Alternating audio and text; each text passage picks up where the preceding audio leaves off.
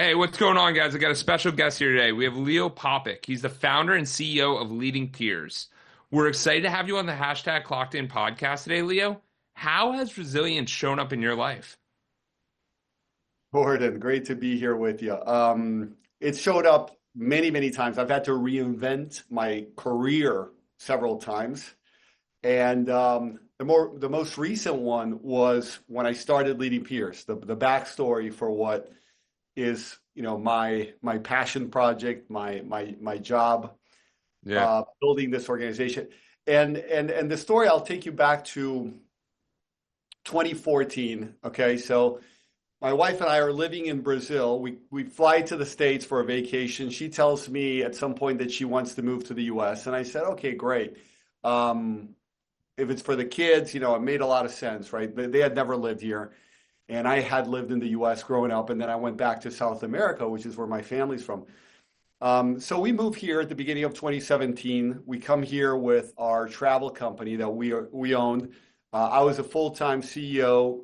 My wife didn't work in the business, so I'm busy as can be. I'm traveling Yeah. internationally.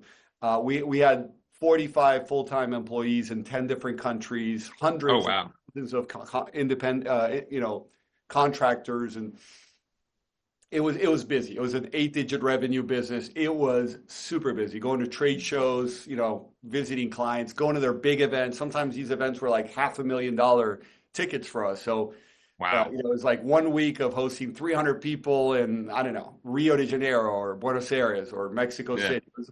It was intense. People flying in from the US or from all over the world, for corporate events and conventions and stuff. So, my green card, which is what you need to be able to stay in the United States, Yeah. that you don't have to be renewing. I needed that because otherwise, a year after I arrived, I needed to renew my visa. So my green card became like this super lengthy process. I mean, this is the beginning of 2017, and Yeah. people focus on what was happening with the border wall with Mexico right after the Trump administration's first term started. But it affected all of immigration. So even people that came here lawfully were seeing Yeah. things like really backed up. Oh, wow. To the point that when we introduced the renewal petition for my L1, it was rejected because I hadn't like hired enough Americans and I didn't realize like what I was up against. Like Yeah. hired a few people. I had like 4 Americans in the team. They wanted to see like a big company that I was like hiring like there's no tomorrow. And my business was doing events in Latin America, so I really didn't need all these, Higher charging job. Yeah, it didn't make sense business wise. at all. I mean, even for sales, like I could bring in people from Latin America way cheaper, and they would actually be more authentic in selling the destinations of Latin America. So anyway, so I start hiring all these people. And so now I'm paying 70 grand to immigration lawyers to get me to stay here because I had 35 days to leave the country. Oh my Otherwise God. I'd be, Yeah. overextending my welcome. And that's bad. And I didn't want to do that. So I'm doing everything. I hired 2 different legal firms, one for the green card, one to renew my visa. I'm like hiring all these people, and my business starts to really take a hit in its bottom line. I mean, significant hit. And this was a point where I needed a really sizable income because the my whole life savings I had put into rental properties in Brazil, and the Brazilian economy was tanking too. So like I Oh needed my God. I can that feel it. I can the feel it. rental income coming in from those properties was very, very low in comparison to what we had budgeted. So things are just getting worse and worse by the day. And the business had a great team and had a great culture, great clients, but little by little, like I'm seeing money just kind of leave, and I'm starting to ask vendors, hey, can you like take 30 days? And then it was 45 days, and then it was like 3 months, and our vendors are like, what in the world is happening? Are you guys going under? We're like, no, this is a temporary phase we're going through. And in my mind, I'm like, if I could just get the green card, I could get some type of funding from banks. I needed a lender. I didn't Well, want to because sell. you're not even getting that. You're not even working. Wow. When you come here and you don't have citizenship or a permanent residence, banks are not going to open their wallet at all. Like the most they'll give you Yeah. is a credit card for like a low limit. And so we're Even like, though you had this huge business going and everything. oh yeah, filing tax returns in the US since 2013, and this is now like say 5, 6 years later. Didn't matter. It was like we don't lend to foreigners that come in. We don't know what's going to happen to them. They can leave the country, right? If you put yourself in Yeah. their shoes, they're like, how do I get my money back if you disappear? And so it was getting crazy. I mean, to the point that like so many times I had to put myself together. My wife goes into a depression. I'm not kidding. She lost her grandma and couldn't travel abroad because that's part of the process is they tell you don't go abroad until you get your green card. So like she couldn't see the person that was like the most important person in her life, aside from our children. Horrible. And it was just like the everything was falling down on me. Like I thought like we'll do an event where it's a flop because our vendors don't show up. Well, Yeah. luckily that didn't happen, but the number of times I had to like ask somebody for a loan, like a bridge loan, and like people in my family and friends and be like, I'll pay you right back, and like how terrible it felt, and like just the emotions of it. Like I would wake up at 3 or 4 in the morning. I would not be able to go back to sleep. Like I would have Oh, sleep wow. nights constantly. Finally, we get the green card on the last day of the decade. It comes in December 31st, 2019, and we celebrate that night as 2020 has started, new decade, fresh start after Yeah. years of this grueling process.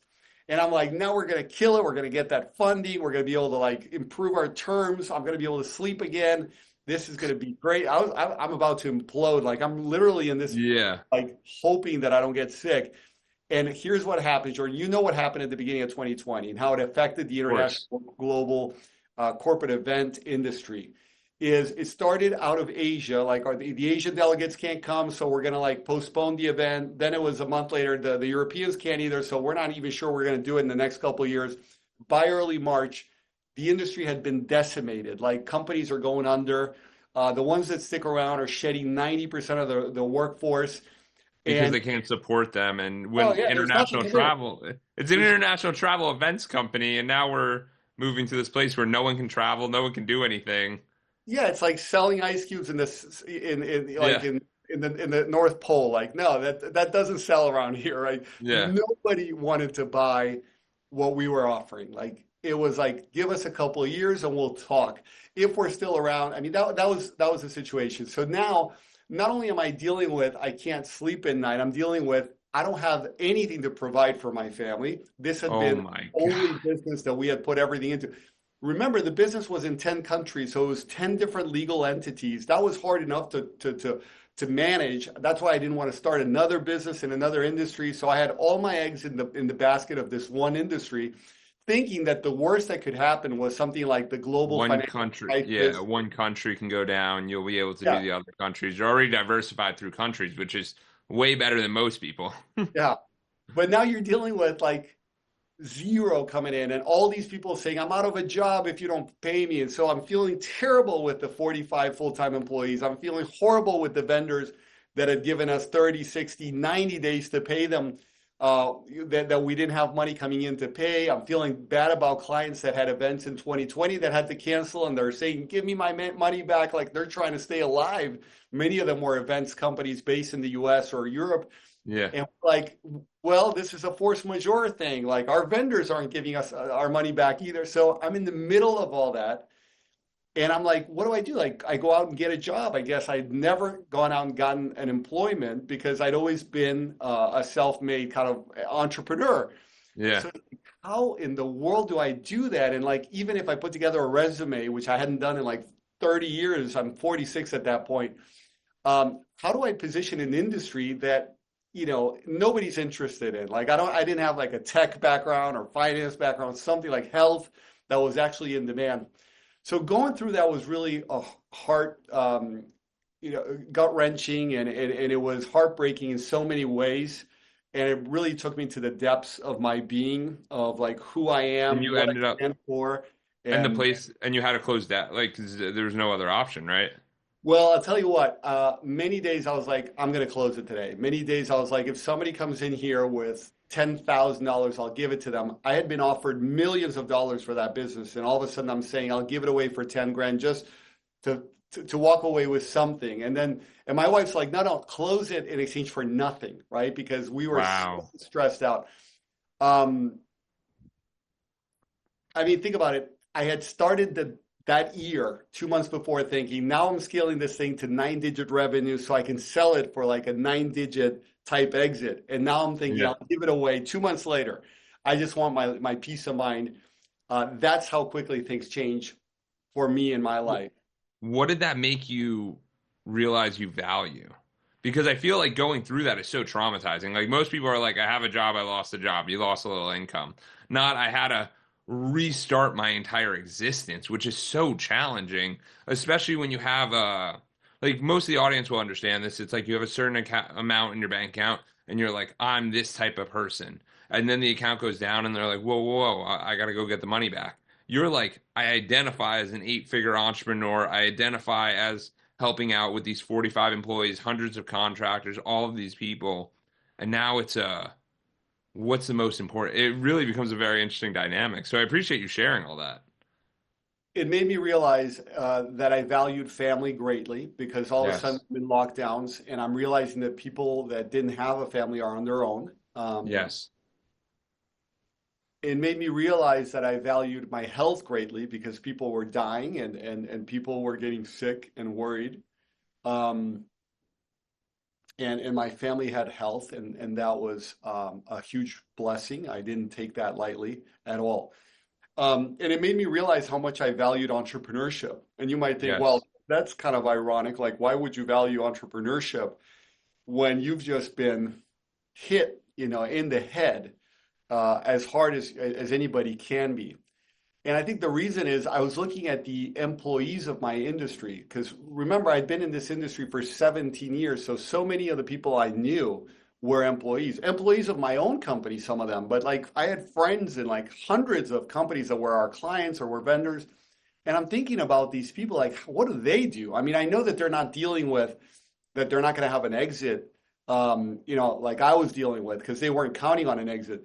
But they were out of a job and they were having to like reinvent themselves at a time where it was super hard. I mean, not only this industry was decimated, but the unemployment rate just shot up everywhere, not just in the US. Absolutely. All the people I knew around the world from the industry were dealing with. I can't get a job in the healthcare industry. I've never worked there, and like they're backed up. And so it's like entrepreneurship allowed me to have at least the hope that I could start something completely new, where somebody that's like dependent on getting a job, they can't do that. They can't be self-starters. They depend on somebody else. Now, of course, as an entrepreneur, you depend on clients like Everybody else. Yeah. you, right? But at the end of the day, if you come up with enough value in something that you can do, you'll find a client, because you have a better solution or a less pricey solution or a quicker solution. And when the government had these these plans like the PPP and the IDL, I'm like, okay, there's something for entrepreneurs, but for people who aren't, what are they hoping for? A handout from the government, like a subsidy, Yeah. to sort of like get through this, or food stamps. I mean, it really made me value entrepreneurship. And being an entrepreneur in the US, it made me value the United States greatly. Yes. And at that point, I realized what a blessing that I got my green card 2 months before this whole thing happened. Had that not happened, I can't now like do whatever I want in another industry. And then I have to like go back if I want to Latin America to start my next company. And they're in lockdowns that are way more strict. They're having way less help from government and labor regulations. You couldn't fire people. So like my employees in Argentina, I couldn't even fire. It was horrendous. Like they had to Yeah. leave and we had to come to like informal agreements. So yeah, family health, entrepreneurship, and the freedoms and support in the US system, the United States. Yeah, no, I think it's really awesome because a lot of us are missing that with the United States and we don't realize that it's the pursuit of happiness and success and all of that. It's not promised, but Yeah, it gives you the opportunity to pursue, and a lot of us miss that. So yeah. that provides such an opportunity to just reflect back and realize how grateful we are because especially you're going from one life where it's probably 200 miles an hour to another life where it's like 5 miles an hour and you're like, whoa, I can actually see No, things it now. I was can like think. it was like 200 to 1. Like all of a sudden, I looked at my days and I was like, nobody's emailing me. Nobody is texting. Nobody is calling. And it was tough. I realized that a lot of my identity had been tied to the busyness of business. Yes. And I didn't want that. Like I realized that whatever comes next has to be more meaningful and less task driven. Yes, the reframe of identity and changing your identity is so important because especially in America where a lot of the audience can be, you start to realize that it's work, work, work, work, work. What do you do? That's everyone's first question. It's like, "Oh, hey Leo, what do you do?" And it's like, don't categorize me. Don't like I'm a nice person. Like Yeah, just take it yeah. at that. It's very hard for people to do that because they're always looking for an angle because everyone's always trying to create. So when you start realizing this purpose and this new identity, what did you end up leaning towards and how did you kind of come out of that and think about that? Great question. So I start really digging into I want to continue being an entrepreneur. I do not want to go out and get a job. It wasn't that I didn't see the dignity in work. All work is super dignified when it's honest and it's done for the right reasons. But it just wasn't what I enjoyed. Again, I had valued entrepreneurship coming out of this so much more. I'm like, I'm never going to be dependent. If I thought I had diversified everything and then, God or fate or the universe throws this pandemic at me and leaves me with nothing, I want more than ever to rely on myself as much as I can to pull myself Yes. out of a hole. So it was, okay, entrepreneurship. Let's find a new business. So Yeah. different industry. It cannot be in the travel or events industry. So what am I passionate about? And right away I identified that there was something in education that had always been calling at me and Yes. I didn't really know what it was. I realized also that there was something in technology and like fast growth companies that I found really compelling that I'd never allowed myself to explore. And I know I was kind of old for that. I was 46, but I was like, in some way, I want to employ a lot of technology in what I do. Um, and so I knew that education technology was a possibility. But then I did an exercise of soul searching. Yeah. I would actually go on walks with my wife. My wife is a life coach. She's trained as a leadership coach, so she started Awesome. asking me some questions. I encourage that for anybody going through an exercise of having to like transform their life, to pivot in a very significant way with their whole life, as opposed to just like a small thing. To have somebody asking them questions, to have powerful conversations with somebody, because And then yeah, go it's ahead. that outside perspective. Yeah, You start getting and the someone why. being like, yeah, Why? going But deeper why and deep. You go can't have the deeper and deeper? conversations by yourself. You can't. Like if you'll just say whatever, and then when somebody's asking you why and they're interested, you can't dismiss it. You're like, well, at least out of respect to this person, I'm going to answer the question. And then you answer with something that's still sort of a how or a what. And so they're like, but why? And then finally, I got to the bottom of it all in this soul searching that I wasn't just passionate about entrepreneurship.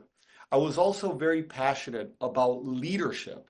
And that's Yes. something I hadn't allowed myself to be involved in. Yes, I had been a leader of my companies. I'd owned three companies at this point as an adult. I've been a leader for about 17 years of these three companies in a row. So, yeah, there was a lot of I need to learn to be a leader. I would read books on leadership. I would listen to stuff on leadership. I would be drawn to leaders, but I had never allowed myself to work on leadership in my adult life. As a child, I was in student council. I read stuff on leadership. I started a nonprofit when I moved back to Argentina in 1989 at the age of 15 to promote leadership in the youth of the country. And so I was very invested in leadership and I studied leaders. I got into a PhD in political science. I went to Harvard to study a PhD in political science. I got a master's because I didn't want to finish the PhD, but I was always drawn into leadership. So the soul searching led me to entrepreneurship and leadership are important to me. And this education piece comes from a love for personal development. Yes. It wasn't like educating the kids of the world. It was I'd always loved to develop myself and my knowledge and my habits, my ways of thinking. So I was always drawn to self-help books and great speakers on success and what it means to be thriving and like, yeah, I would just say like, what do you call those speakers that really motivate you to become a better version? Yeah, Um, the motivational speakers. Motivational speakers. There you go. I was Yeah. always drawn into that, like trying to be the best version of yourself. And then the final piece is I realized I had been doing a lot of events throughout my whole life. So I'm like, what's in that? Why did I have an events company? Why was I always doing events when I was a student council or with this nonprofit or every time, everywhere in my life, I was bringing people together. And I realized I'd always been somebody drawn into making the world a better place through more dialogue, through more community, um, helping people understand one another better, bridge cultural gaps, right? I majored in international relations, and what mainly drew me was like I grew up in Brazil, Argentina, the US. I had kind of studied a while in France, and I'd always been drawn into like how do we make the world function better by bringing people together. I studied the United Nations. I wanted to work there. So what all of that gave me is that my fourth passion was community building, or bringing Yes. people together, to put it in layman's terms. So now I had my four passions. I just needed to find the business opportunity that would align with that and with the lifestyle that I wanted. I'd realized that lifestyle was also going to be important to me. I was now a dad at the age of 46 of three little kids. My wife was a foreigner in this country, didn't have much of a social network here. They needed me a lot more than people that It, it that don't and have kids. I love that because it's a drastic reframe from the hey, I'm good at travel and I'm good at hosting events to I'm just going to do that. When in reality, you step back and you go, what is the purpose that I actually want? What do I want this business for? And how do I want this to work for me? Because when you start asking those questions in the beginning, now it's, hey, I do remote business. I do maybe in person here and there, but we're not traveling 100 days a year. And you start to reframe this all so that you're able to create the life you want. And so for you, what did that end up being for you? What was that? What was that opportunity you created? Yeah, so the opportunity is the organization I've been leading for the last 5 years. Leading Peers is the name of the organization. So I've been leading an organization that is called Leading Peers. And it starts with the day that I left a CEO peer group that I was in, an organization called Vistage that's been around forever, for like 7 decades. And I had to leave because I had to cut my expenses and, on the personal side and the business side too. And as I'm leaving it, I'm thinking, gosh, these people could have really helped me figure out my next venture, what I'm going to do next. And so I really realized how much I valued them now more than ever. So I was like, it is such a paradox that when I need them the most, I can't afford them. And that Yes. really, Yes. really was tugging at my heartstrings. And I was like, oh, I have to find another organization. And I had all this trust with this group. It's a bummer. And as I go out, I realized that the other well-known organizations in the space were just way too expensive at the time for me. Even having had that 8-digit revenue business, I'm like, well, I mean, I'm not going to fork up more than $10,000 before I even see what value I'm going to get. So that killed EO as an option for me. And then YPO, the other option, I was too old. Believe it or not, at the age of 45, you're already too old to be able to join. And I was 46. So that one was out the window. And then I'm looking at all these smaller organizations, and I'm like, I'm not drawn into an organization that's super small because like I can create one. And then that got me thinking like, well, if I can create one, what would it look like? And so I start tinkering with what would I charge? What would I offer? What would make it different? What's the unique selling proposition? And the more I start to do this work on my free time, this is May, June 2020, the more I start getting like super excited. I'm like, something's happening here. And I couldn't really connect it with the soul searching thing that I was doing on the side. And then finally one day I'm like, now I know I'm so excited because those four things, entrepreneurship, leadership, community building, and personal development, are at the heart of the organization that I'm now building.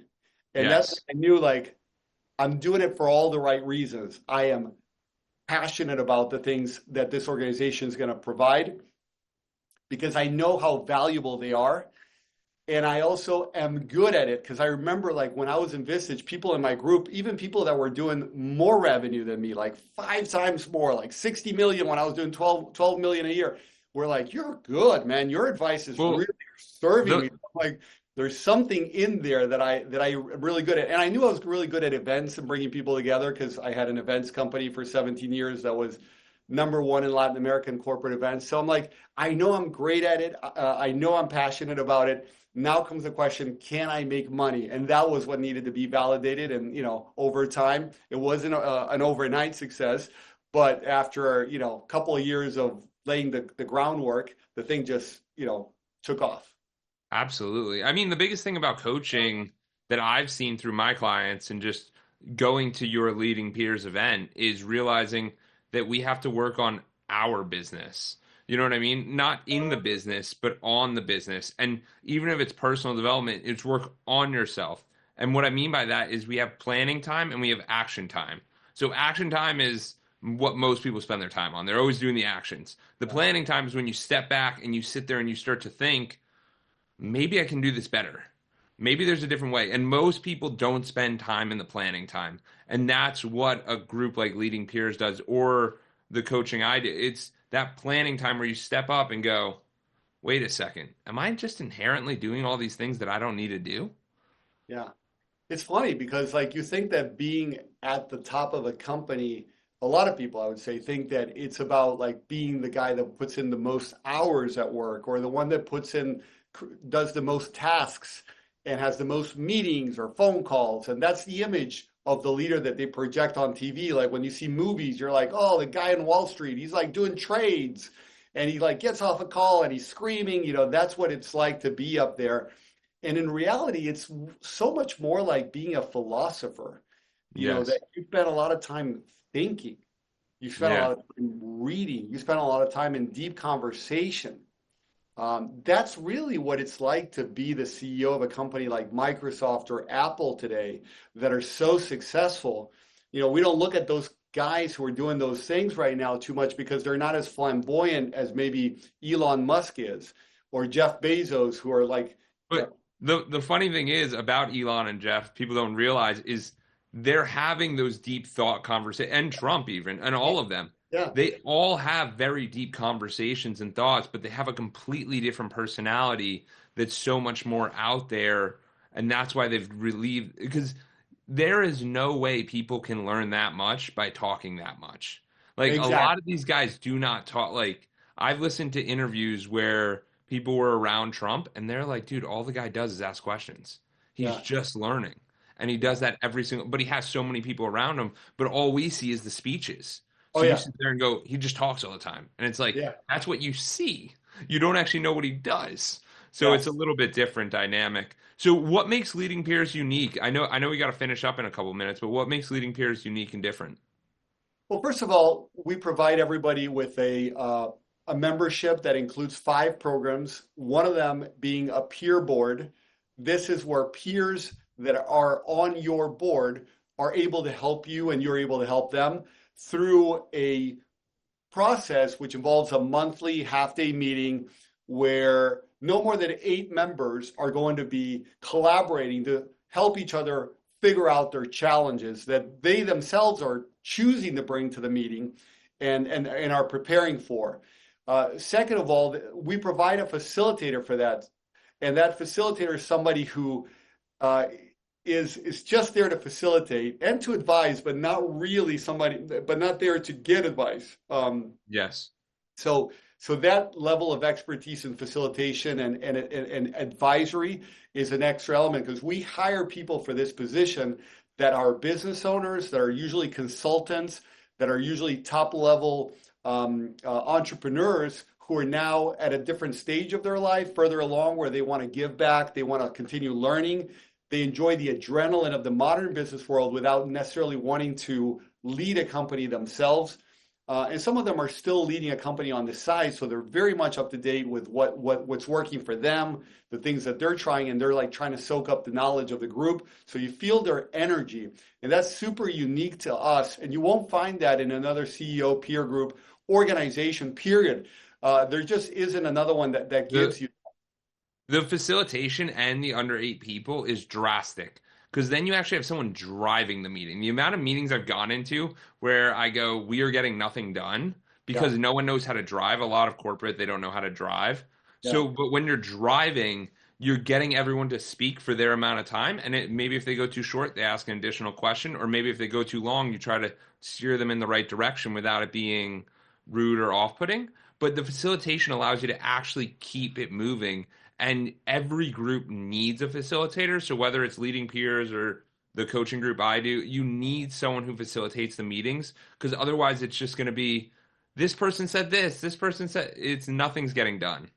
Absolutely. We need leadership in every type of social environment, period. Even family dynamics. Yeah, even Exactly. families, groups, friends, like there's Exactly. always a leader somewhere who's guiding and setting expectations and it's all the same.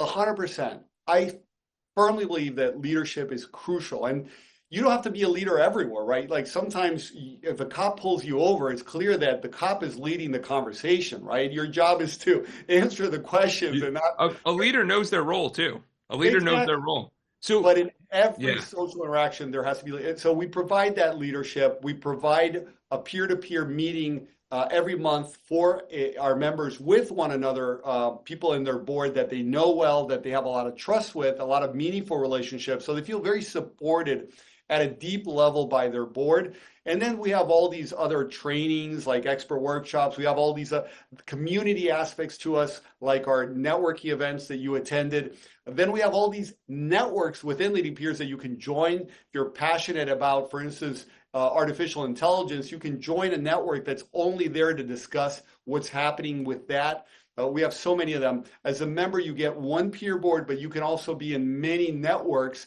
And networks don't have an in-person meeting or live meeting, even online, but they do have their own communication thread. And a lot of interactions are formed there that then are taken offline, and that one-on-one conversations are sparked. So the collective value of all of this is just incredible, and it's only $340 a month. And I'm putting that out there because that was a big part of what motivated me to start this, and it's a part of what I want to continue have guiding us, which is I don't want the barriers of entry to be too high. And so if you have $250,000 of revenue in the last 12 months, that as CEO of a company, that qualifies you to join. So it's not for the person that's a solopreneur that's doing 50,000, 100,000. But once you get over that $250,000 mark in revenue, top line revenue is what I'm talking about, you are already eligible to join. And for that entrepreneur that currently doesn't have something because they sold a business that was doing over $1 million, that also qualifies them. If they were a CEO of a company that did over $1 million in the past, but currently don't have one or do, but they're not yet at 250, they can join. And here's the other beauty. Once you qualify to join, even if you no longer qualify, you lose that because let's say you sell your business, you now don't have another one, you are grandfathered in. So you're not removed. So this is a community for life, and you can stay in here as long as you want because you're always going to be working on your personal growth. And our Yes. mission is to help CEOs grow so their people and businesses prosper. So at the core, we're not here to help your business grow. We're here to help you grow. And then you translate that into prosperity for your business and for the people that matter most to you, surely starting with family, friends, and then Yes. employees, community, everything. So there's no reason to retire from Leading Peers. And that's creating a lot of committed long-term members. We're now finishing our 5th year. We still have members that joined 5 years ago. And Yes. that's telling us that the lifetime value of what we provide is really, really, could be 10, 20, 30 years on average once we ride this out a little longer. Yeah, instead of the normal groups that are so, hey, are you going to pay me this month? Or are you going to Yeah, pay for this yearly? Because it yeah. becomes it's a large expense. And then they host a big, luxurious event. And then there's like thousands of members. And it sounds great, but the real meat and potatoes happens in an eight-person meeting, 8 to 10 people, really small, unique, even sometimes smaller, 4 people is really where you get good movement. So 100%. Leo, In a group yeah. of 8, sometimes a couple of people won't be at the meeting. So on average, you're dealing with meetings of 6 members and a facilitator, even in a full board. Absolutely. So everyone gets to talk pretty frequently. So Yeah. Leo, where can people learn more about you and learn more about leading peers? Our website, leadingpeers.com. That's the best place. And from there, you can send a contact form. You can read the Become a Member section. You can sign up for our newsletter. We've got all sorts of free resources for people that don't yet qualify to join, but they want to improve their preparation to join someday. We have our master classes there that you can watch. These are like TED Talks type presentations done by experts that train CEOs on different aspects of leading. And then, of course, I mean, once that email comes into us, somebody in our team will process it to me or to the right person. We're here to help. I'm super excited. My LinkedIn profile, you'll find it if you type in Leo Popik on LinkedIn. There isn't another person with my name, fortunately, so you'll be able to spot me right there.